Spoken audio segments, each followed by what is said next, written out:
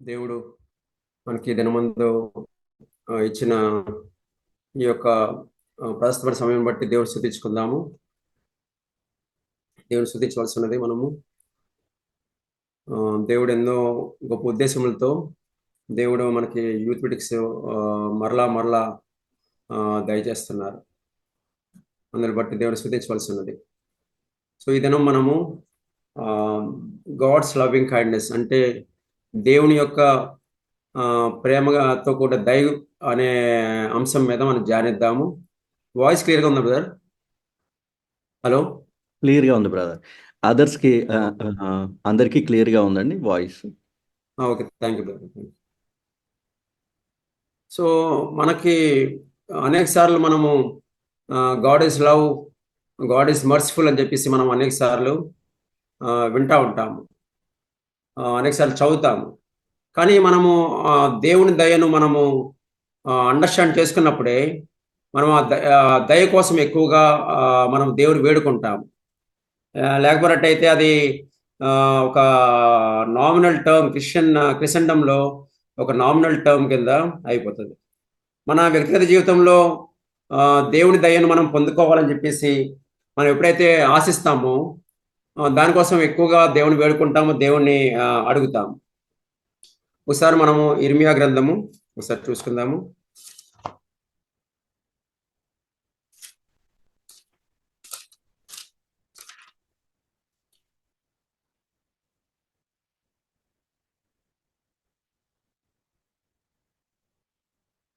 ముప్పై 31వ అధ్యాయము 3వ వచనము. చాలా కాలం క్రిందట యెహోవా నాకు ప్రత్యక్షమై ఇట్లనెను, శాశ్వతమైన ప్రేమతో నేను నిన్ను ప్రేమించున్నాను గనక విడువక నీ ఎడల కృప చూపుచున్నాను. ఇంగ్లీష్ బైబిల్లో ఏముంటుందంటే I loved you with an ever lasting love, so I drawn you towards me with loving kindness అని చెప్పేసి ఇంగ్లీష్ బైబిల్లో ఉంటుంది. సో నేను తెలుగులో విడువక నీ ఎడల కృప చూపుచున్నా అని చెప్పేసి ఉంటుంది.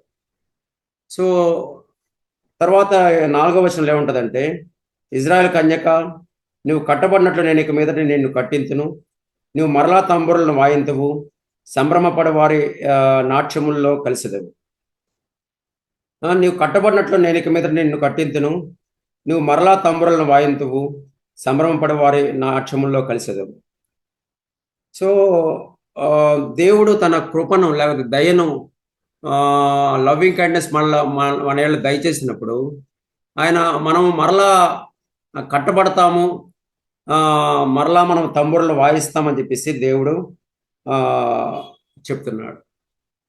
అంటే అంతవరకు పాడైపోయిన స్థితిలో ఉన్న మన యొక్క జీవితాలని, మన జీవితంలో గత కాలంలో దేని చేతైనా పాపం చేత మన యొక్క మూర్ఖతను బట్టి మనం పాడు చేసుకున్నప్పటికీ దేవుడు తన యొక్క దయను మన ఏళ్ళు దయచేసినప్పుడు మరలా దేవుడు అన్నాడు, మీరు కట్టబడతారని చెప్పేసి దేవుడు వాగ్దానం చేస్తున్నాడు.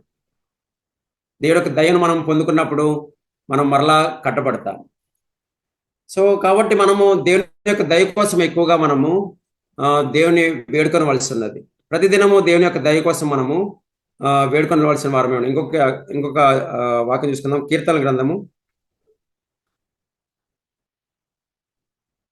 30వ అధ్యాయము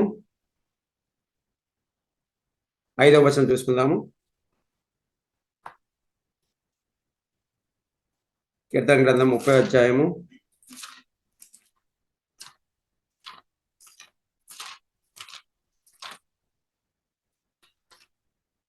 5వ వచనము.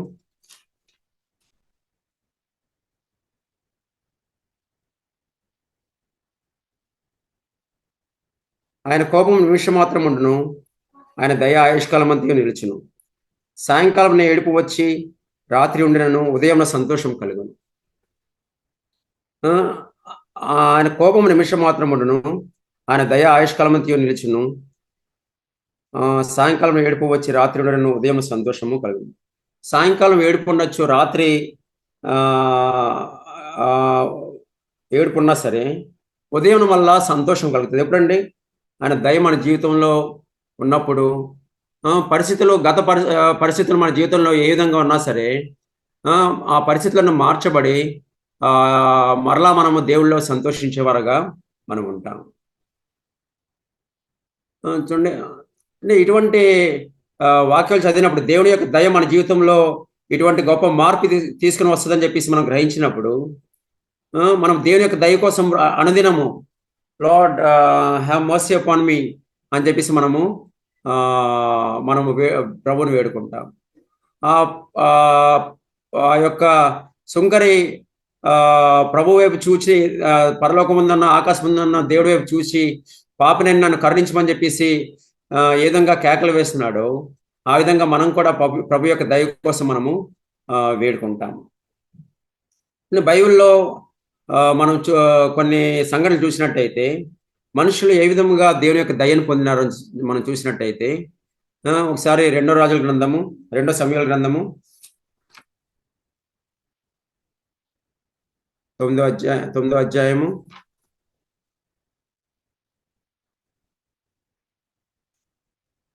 7వ వచనం చూసినట్టయితే మెఫీబోషెతు అని ఒక సౌలు యొక్క మనవడు ఇక్కడ ఉంటాడు. యోనతాను ఒక కుమారుడు, సౌలు యొక్క మనవడు. ఇక్కడ మెఫీబోషెతు అని ఒక వ్యక్తి ఉంటాడు. అతడు కుంటికాలు గలవాడు. అది అంత చాలా దీనమైన స్థితిలో అతడు ఉంటాడు. కానీ దావీదు సౌలు తను చంపాలని చూసినప్పటికీ తను ఏ విధంగానైనా సరే హతమార్చాలని చెప్పేసి కొన్నిసార్లు ట్రై చేసినప్పటికీ ఆ ప్రతీకారం తనలో ఉంచుకోలేదు. కానీ యోనతాను వల్ల తనకున్న ప్రేమను బట్టి, అభిమానం బట్టి మెఫీబోషెతుని జ్ఞాపకం చేసుకుని అతని ఏళ్ళ దయ చూపిస్తాడు. ఒకసారి 7వ వచనం చూస్తుంది, 9వ అధ్యాయం 7వ వచనంలో. అందుకు దావీదు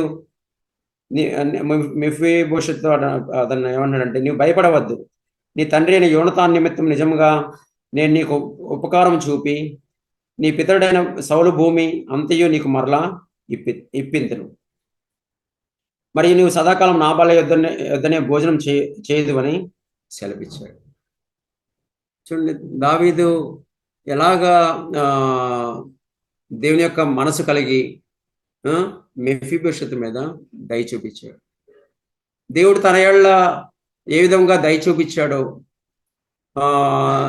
అటువంటి దయను దేవుడు ఏ విధంగా తనను ఒక గొర్రెల కాపరి స్థితి నుంచి తను పైకి లేపి ఏ విధంగా ఒక రాజుగా చేశాడో ఆ విధముగా తాను కూడా దావీదు కూడా ఇక్కడ మెఫీబోషెతు ఏళ్ళ దయ చూపించాడు. అలా చూపించాల్సిన అవసరం లేదు. ఎందుకంటే తన యొక్క తాత మెఫీబోషెతు యొక్క తాత సౌలు తనకెంతో అపకారం చేశాడు. 2-3 సార్లు చంపాలని చెప్పి ట్రై చేస్తాడు. కానీ దావీదు దేవుడు తన ఏళ్ళ చూపిన దయను బట్టి మెఫీబోషెతు ఏళ్ళ దయ చూపించాడు.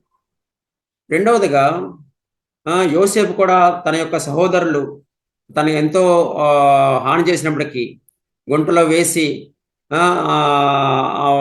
అమ్మివేసినప్పటికీ, తర్వాత కరువు వచ్చినప్పుడు వారిని చేరదీసి వారిని క్షమించినట్టు మనం చూస్తాం. ఒకసారి చూసుకుందాము ఒక వాక్యం, ఆదికాండం 50వ అధ్యాయము 20వ వచనంలో.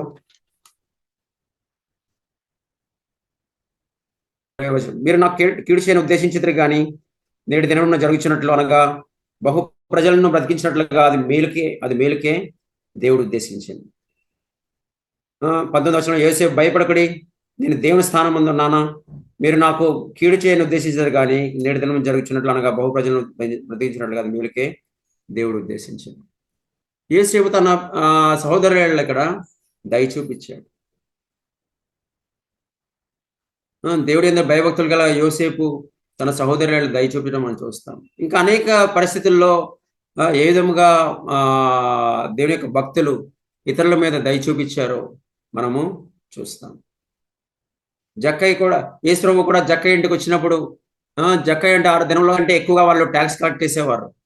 కానీ వారిని బట్టి దాన్ని బట్టి వారందరూ ట్యాక్స్ కలెక్టర్ని ఎంతో అయిష్టంగా ఉండేవారు. కానీ యేసు ప్రభు ఎప్పుడైతే జక్కయ్య హృదయంలో ఆశను చూసినాడో, ఆ, నే ఆ ఆ ఇంటి నేడు నేను నీ ఇంట వచ్చి భోజనం చేయవలసిందని చెప్పి చెప్పారు.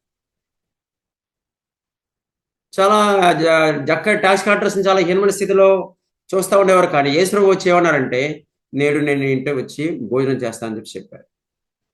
అప్పుడు జక్కయ్య కూడా రెస్పాండ్ అయ్యి, నా ఆస్తి నా సగం బీదలకు ఇస్తున్నాను, నేను అన్యాయంగా ఎవరైతే తీసుకుంటే నేను మరలా 4 అంతలు నేను ఇచ్చేస్తాను అని చెప్పేసి జక్కయ్య కూడా చెప్పడం మనకు తెలుసు.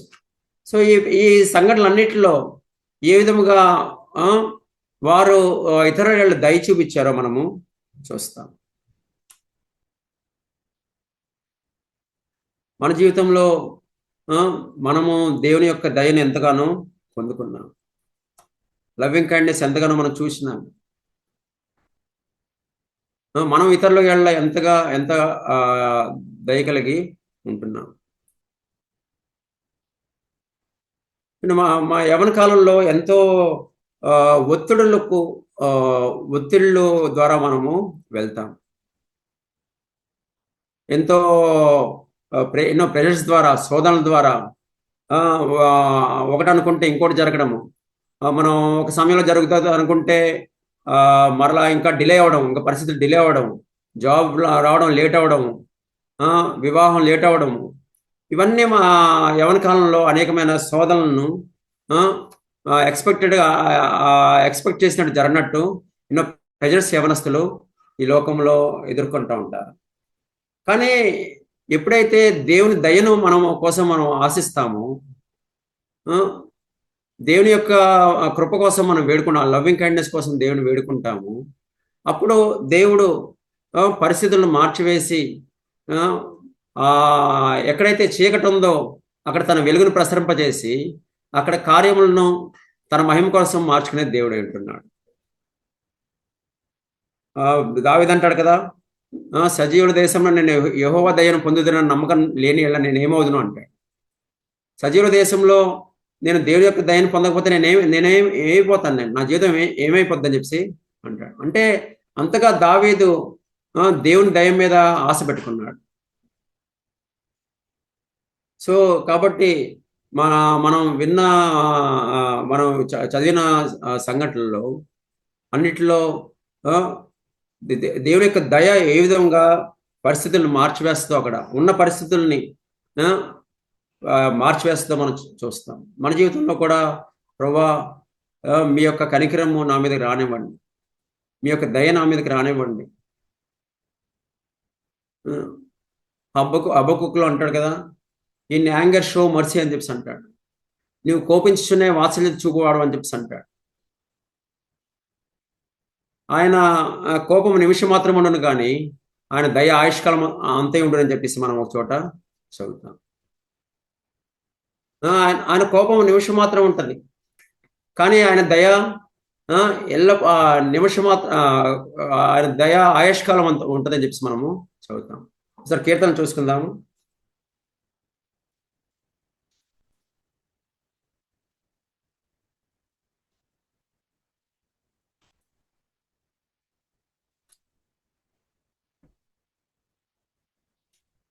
ఒకసారి 103వ కీర్తన.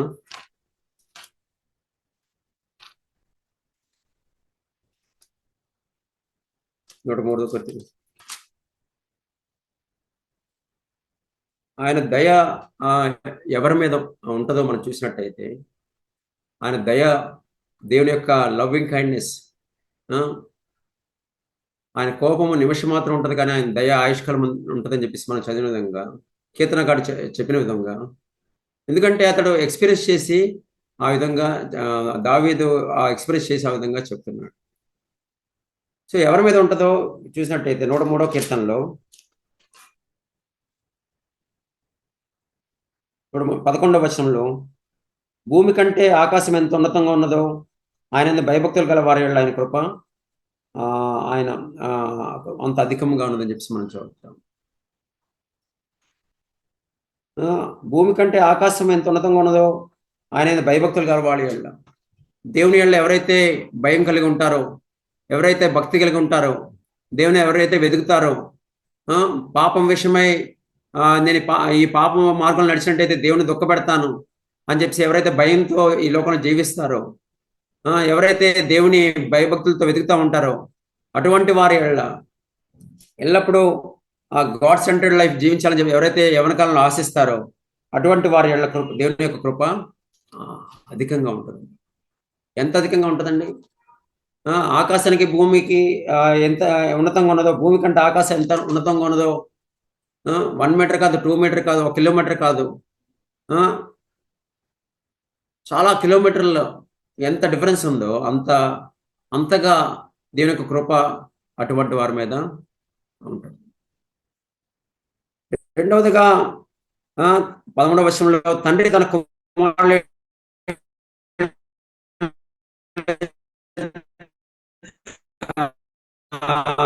జాలిపడినట్లు యెహోవా తన భయభక్తులు గల వారి ఎడల జాలిపడతాడు.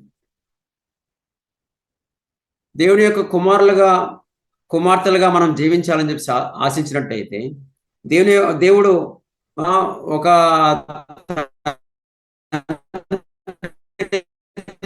కుమారుడు ఎలా జాలిపడతాడో మన మీద కూడా ఆ విధంగా జాలిపడతాడు.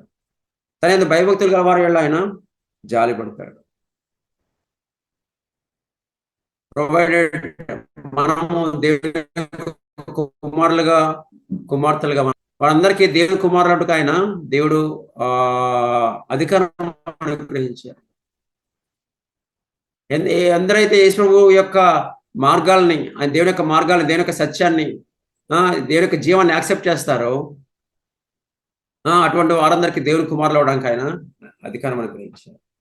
యవ్వన కాలంలో మనము దేన్ని ఎక్కువగా మనము ఆశిస్తున్నాము?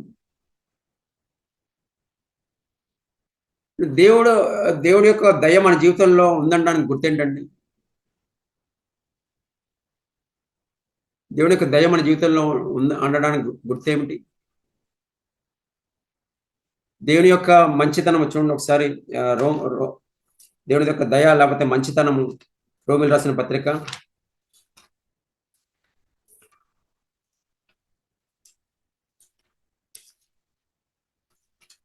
6వ అధ్యాయము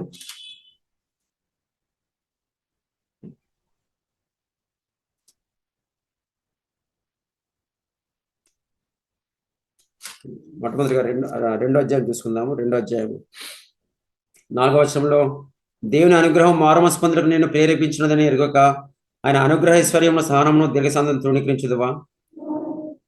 దేవుని అనుగ్రహము మారుమనసు పొందుటకు నిన్ను ప్రేరేపించినది అని ఎరుగక ఆయన అనుగ్రహైశ్వర్యమును సహనం దీర్ఘశాంతం. The goodness of God leads us to repentance. దేవుని యొక్క దయ, దేవుని యొక్క ఫేవర్, దేవుని యొక్క లవ్వింగ్ కైండ్నెస్ మనం గ్రహించినప్పుడు తప్పకుండా అది మనల్ని మారు మనసుకి పశ్చాత్తాపం మనల్ని నడిపిస్తుంది.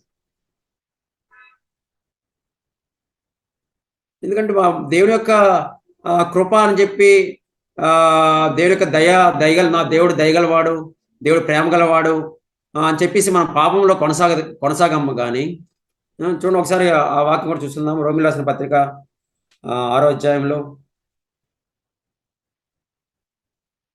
అలాగనే ఏమందము?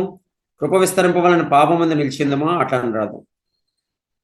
పాపం విషయమై చనిపోయిన మనము ఇక మీదట ఎలాగ దానిలో జీవించుదాం. కృప విస్తరింపవలని పాపం ముందు నిలిచిందమా? అట్లా అనరాదు. నో, మన పాపంలో, మన జీవితంలో దేవుని కృప, ప్రేమ, దేవుని యొక్క దయ విస్తరించాలంటే మనం పాపంలో నిలిచి ఉన్నట్టయితే మనం దేవుని యొక్క కృప యొక్క దయ మన జీవితంలో విస్తరించదు. కానీ పాపం విషయమై చనిపోయిన మనము ఇక మీదట ఎలాగ దానిలో జీవిస్తాం. సో దేవుని దయ మన జీవితంలో విస్తరించాలంటే యేసు ప్రభు ఏ విధంగా నీతిని ప్రేమించి దుర్నీతిని ద్వేషించారు, ఆ విధంగా మనం కూడా ద్వేషిస్తాము. దేవుని యొక్క దయ మనల్ని ఇంకా మారుమనసు దినదినము, ఏదో నేను 10 years బ్యాక్ నేను మారుమనసు పొందానండి, ఇక చాలు, నేను పరలోకం వెళ్ళిపోతాను, ఇంక లోకంలో నేను ఏ విధంగానే జీవించవచ్చు, అది కాదు, అటువంటి మారమనసు కాదు. దినదినము మనల్ని దేని యొక్క దయ, దేని యొక్క ప్రేమను ఇంకా అండర్స్టాండ్ చేసుకున్న కొలది ఆ, అంటాడు కదా, యోసేపు అన్నాడు కదా, ఇటు ఘోరమైన దుష్కారం చేసి దేవునికి విరోధంగా ఇట్లు ఆ పాపం కట్టుకుందని చెప్పి అంటాడు, దేవుని భక్తుడు అంటాడు. ఇటు ఘోరమైన దుష్కారం చేసి దేవునికి విరోధంగా ఇట్లు పాపం కట్టుకుందని, ఆ విధముగా దేవుని యొక్క దయ మనల్ని ఇంకా మారుమనసు, దినదినము మారుమనసుకి నడిపిస్తూ ఉంటుంది. చూడండి, అటువంటి దయను మనము మారుమనసుకి నడిపించే దయను మనం పొందుకుంటున్నాము. సౌలు పౌలుగా మారిన తర్వాత అంత సేవ ఏ విధంగా చేశాడండి? అంత విస్తారమైన సేవ, క్రీస్తు ప్రేమ నన్ను బలవంతం చేయించినది అంటాడు. ఆ పత్రికలు రాశాడు, అనేక చోట చర్చెస్ ప్లాంట్ చేశాడు. ఏ విధంగా ఆయన అంత విస్తారమైన సేవ ఏ విధంగా చేయగలిగాడు? ఒకసారి వాక్యం చూసుకుందా చూడండి, తిమోతి రాసిన మొదటి పత్రిక